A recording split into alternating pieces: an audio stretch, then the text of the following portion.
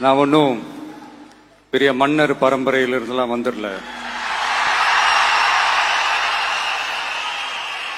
இந்த மூஞ்ச மூடிக்கிட்டு போய் சந்திக்கிறதோ, என்ன இந்த மறைமுகமா உங்களுக்கு தெரியாம போய் சந்திக்கிறதோ அப்படியெல்லாம் நான் செய்ய மாட்டேன். எதுவா இருந்தாலும் வெளிப்படையாக ஒளிவு மறைவு இல்லாம தான் நான் செய்வேன். முதலமைச்சர் அன்னைக்கு சொன்னாரு, இங்க முகம் மூடி யாரும் செல்ல வேண்டிய அவசியம் இல்லை, அனைவருக்கும் ஒரு வெளிப்படையான ஆட்சி தான் செய்வோம் என்று. அப்படி இருக்கையில் முதல்வர் அவர்களை சந்திக்க யார் முகத்தை மூடிக்கொண்டு அன்று வாகனத்தில் சென்றார்கள் என்பதை நிச்சயமாக மக்களுக்கு தெரியப்படுத்த வேண்டும் என்பதை இந்த நேரத்திலே நான் கேட்டுக்கொள்கிறேன். ஏன்னா அதற்கு காரணம் குதிரை பேரம் என்றால் இதைவிட ஒரு தலைகுனிவு இந்த வரலாற்று சிறப்புமிக்க அவையில் எதுவுமே கிடையாது.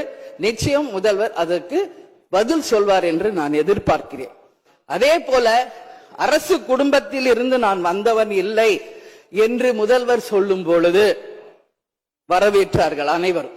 ஆனால் இன்றைக்கு அவருடைய ராஜகுருவாக இருப்பவரை மிஸ்டர் ரத்தன் பண்டிட் என்பவரை அரசியல் சிறப்பு அதிகாரியாக அரசு வேலையில் அமர்த்தியதை ஒட்டுமொத்த தமிழக மக்கள் சார்பாக வன்மையாக இந்த வரலாற்று சிறப்பு மிக்க அவையில் நான் அதை குறிப்பிட கடமைப்பட்டிருக்கிறேன். அப்படி உங்களுக்கு ராஜகுருவா இருந்தா உங்க பர்சனலா அவரை வச்சுக்கணும்.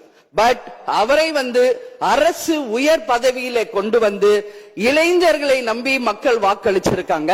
இந்த இளைஞர்களுக்கு நீங்கள் என்ன உதாரணத்தை சொல்கிறீர்கள், என்ன வரலாற்றை நீங்கள் சொல்ல விரும்புகிறீர்கள், வருங்கால இளைஞர்களுக்கும் எதிர்காலத்திற்கும் இதன் மூலம் என்ன மெசேஜ் நீங்க சொல்றீங்க அப்படிங்கறத நிச்சயம் தெளிவுபடுத்தணும்.